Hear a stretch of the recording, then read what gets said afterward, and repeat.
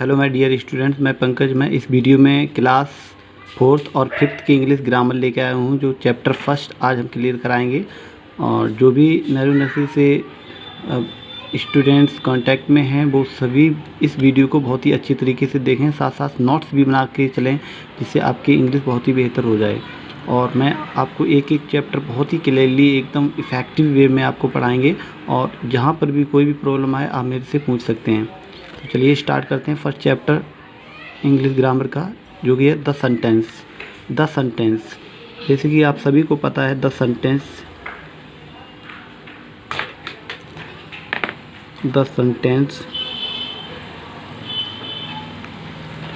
Means होता है वाक्य। सेंटेंस मीन्स होता है वाक्य। सो वाक्य क्या होता है, हम सेंटेंस के बारे में थोड़ा देखेंगे। When the words are placed in a proper order and systematic manner, it is called a sentence. When जब the words शब्द are placed in a proper order, एक सही क्रम में रखे जाते हैं, and systematic manner, एक सभ्य तरीके से उसको क्रम में रखा जाता है, तो it is called a sentence। वही आपका सेंटेंस वाक्य कहलाता है। It expresses a complete sense, जो एक पूर्ण अर्थ निकालता है, जो एक पूर्ण अर्थ देता है। वह शब्द जो एक प्रॉपर ऑर्डर में, एक सही क्रम में रखा जाए, एक सही ढंग से रखा जाए और उसका एक पूर्ण अर्थ निकले, उसे हम सेंटेंस कहते हैं। तो when the words are placed in a proper order and systematic manner, it is called a sentence. It expresses a complete sense. ठीक है ना। वह शब्द जो एक सही क्रम में, सिस्टमैटिक मैनर में रखा जाता है और जिससे एक पूर्ण अर्थ निकले, वह आपका सेंटेंस या वाक्य कहलाता है। एग्जाम्पल देखेंगे, जैसे यहाँ पे लिखा हुआ है, Anil is a doctor. Anil एक डॉक्टर हैं, तो Anil is a doctor. One more thing you have to remember in your mind, that always be put capital letter before the sentence. आप हमेशा याद रखिए, कोई भी सेंटेंस है उसका जो पहला लेटर होता है वो हमेशा कैपिटल होता है। ठीक ना, सबसे पहला लेटर कैपिटल होता है। और सेंटेंस के एंड में हम कोई ना कोई एक मार्क ज़रूर लगाएंगे, फुल स्टॉप और एक क्वेश्चन मार्क और एक्सक्लेमेशन मार्क, इनमें से कोई सा एक मार्क ज़रूर लगाते हैं। तो आप बस ये चीज़ याद रखिए, सेंटेंस का पहला लेटर हमेशा कैपिटल बनता है। The first letter of any sentence always put capital letter. Okay, second हम देखेंगे यहाँ पे, the lion roars in the forest. The lion roars in the forest. इसके बाद देखेंगे, both of the sentences express a complete sense individually. आपके जो दोनों वाक्य दिए हैं वो एक प्रॉपर सेंस निकालते हैं, प्रॉपर इनका एक अर्थ निकलता है। Anil is a doctor, Anil doctor है। The lion roars in the forest, शेर जंगल में दहाड़ता है। तो एक दोनों सेंटेंस का एक पूर्ण अर्थ निकल रहा है, एक अर्थ जो सेंस पूरा एकदम प्रॉपर सेंस निकलता है, तो इसे ही हम कहते हैं सेंटेंस। यहाँ पे देखिए, a sentence consists of a subject and predicate. एक सेंटेंस में दो पार्ट्स होते हैं, एक सब्जेक्ट होता है और दूसरा होता है प्रेडिकेट। ठीक है ना, हम दोनों चीज़ को देखेंगे, एक subject and A predicate. Example जैसे, सुनील रीड्स द बुक। यहाँ पे जो सब्जेक्ट है जिसके बारे में बोला जाता है, तो वह वाक्य का सब्जेक्ट होता है। सो सब्जेक्ट यहाँ पे सुनील है, एंड रीड्स द बुक, आपका जो अदर वर्ड्स यहाँ पे दिए गए हैं वो आपका प्रेडिकेट है। तो सबसे पहले हम देखेंगे सब्जेक्ट। पहला है आपका सब्जेक्ट। तो सब्जेक्ट किसे कहते हैं, तो यहाँ पे थोड़ा देख लेंगे अच्छी तरीके से। तो the subject of a sentence is that about which something is sad in the sentence.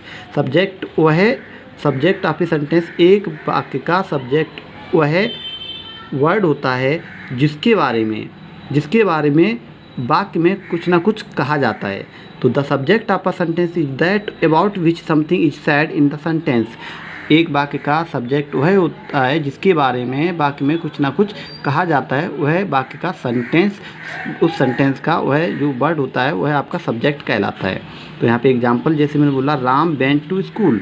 अब वेंट टू स्कूल यानी Ram went to school, Ram के बारे में यहाँ पे बोला गया है, राम स्कूल गया था। तो राम वेंट टू स्कूल, यहाँ पे राम के बारे में जो चर्चा हो रही है, तो इस वाक्य का जो सब्जेक्ट है वो आपका है Ram. Okay, the sentence is about Ram who went to school, Ram is therefore the subject of the sentence. यहाँ पे बोला गया the sentence is about Ram, sentence जो है वो राम के बारे में बता रहा है। तो हु वेंट टू स्कूल, जो स्कूल गया था, तो राम इज द देयरफॉर, इसलिए Ram the subject of the sentence, इसलिए सब सेंटेंस का जो सब्जेक्ट है वो राम है। ठीक है, आगे देखिए नेक्स्ट, इम्परेटिव सेंटेंस और command don't contain a visual subject. बच्चों याद रखिए हमेशा के लिए, इम्परेटिव सेंटेंस जो होते हैं आज्ञा सूचक वाक्य होते हैं, और command don't contain a visual subject, इनमें कर्ता विजुअल नहीं होता है, कर्ता इसमें दिखाई नहीं देता है, कर्ता एक हिडन होता है जो एक दिखाई नहीं देता है, इसको हम अंडरस्टूड मानते हैं। तो इम्परेटिव सेंटेंस और command don't contain a visual subject, example जैसे गो देयर, किसी को हमने कमांड किया, मैंने बोला वहाँ जाओ, तो गो देयर, इसमें सामने वाला जो सब्जेक्ट होता है वो होता है यू, जो कि अंडरस्टूड रहता है और ये विजुअल नहीं होता है। तो जितने भी इम्परेटिव सेंटेंस होते हैं उनमें सब्जेक्ट अंडरस्टूड होता है, इसको हम यूज नहीं करेंगे। In the above example there is no visual subject, however the sentence has you as subject which is not expressed। ठीक है ना, यहाँ पे सामने वाला हमेशा you होता है, जो सामने वाला जिसको भी हम ऑर्डर या रिक्वेस्ट या फिर जो भी कमांड करते हैं तो सामने वाला हमेशा अपना you रहता है, जो कि यहाँ पे अंडरस्टूड रहेगा। इम्परेटिव सेंटेंस में उसको विजुअल नहीं करते हैं। आगे देखेंगे तो अभी हमने देखा सब्जेक्ट के बारे में, तो अभी आपने बहुत अच्छे से देख लिया। सब्जेक्ट जो होता है वाक्य में, एक सब्जेक्ट वह होता है जो जिसके बारे में वाक्य में कुछ ना कुछ कहा जाता है, वह वाक्य का सब्जेक्ट कहलाता है। दूसरा देखेंगे यहाँ पे प्रेडिकेट, दूसरा है आपका प्रेडिकेट। प्रेडिकेट क्या होता है वाक्य में, देखिए the predicate is what says something about the subject in the sentence, the verb is the main part of the predicate. So the predicate is what says something about the subject. Predicate वह होता है जो subject के बारे में कुछ बताता है। What says something about the subject, subject के बारे में जो कुछ बताता है, जो भी उसके बारे में एक्सप्रेस कराता है, तो वह वाक्य का प्रेडिकेट कहलाता है। The verb is the main part of the predicate, और प्रेडिकेट का जो मेन पार्ट मुख्य भाग होता है वो होता है वर्ब। वर्ब बोले तो क्रिया। जैसे the predicate often comes after the subject and tell something about the subject.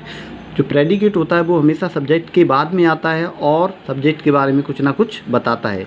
इस एग्जाम्पल में देखेंगे यहाँ पे Sugandha कुक्स the food, Sugandha कुक्स the food. अब इस सेंटेंस में सुगंधा कुक्स द फूड, सुगंधा जो है खाना पकाती है, तो सुगंधा आपका हो गया एक सब्जेक्ट, और इसके बारे में यहाँ पे बोला गया है कुक्स द फूड, तो ये आपका हो गया प्रेडिकेट। बहुत इंपॉर्टेंट चैप्टर है, इसको एक एक पॉइंट को अच्छी से करते चलिए। आप यहाँ पर भी समझ में आए तो आप मेरे से पूछ सकते हैं। तो आपका जो फर्स्ट चैप्टर है ग्रामर का वो है द सेंटेंस, जैसे कि हमने बताया आपको द सेंटेंस। और सेंटेंस में हमने देखा सेंटेंस क्या होता है। Sentence when the words are place in the proper order and systematic manner it is called a sentence. जब किसी भी वर्ड शब्दों को एक सही क्रम में रखा जाता है और जिससे एक प्रॉपर एक सही पूर्ण एक अर्थ निकले, तो वह आपका वाक्य कहलाता है या सेंटेंस कहलाता है। और सेंटेंस का पहला लेटर हमेशा कैपिटल होता है, और सेंटेंस के लास्ट में हम कोई ना कोई एक मार्क लगाते हैं, चाहे वो फुल स्टॉप हो या क्वेश्चन मार्क या फिर एक्सक्लेमेशन मार्क, वो सेंटेंस के अकॉर्डिंग हम यूज करेंगे। उसके बाद हमने जो सेंटेंस है उसके 2 पार्ट्स देख लिए। यहाँ पे पहला पार्ट होता है आपका सब्जेक्ट, और एक सेंटेंस में दूसरा पार्ट होता है आपका प्रेडिकेट, जो कि बहुत ही अच्छे से हमने क्लियर करा दिया है। और इसको अच्छे से पढ़िए, नोट्स बनाइए। उसके बाद हम कुछ होमवर्क में भी देंगे। फर्स्ट चैप्टर कंप्लीट करने के बाद आपका होमवर्क देंगे, जो आपको क्लियरली उसको अच्छे से करना होगा। इस वीडियो में इतना ही रखते हैं।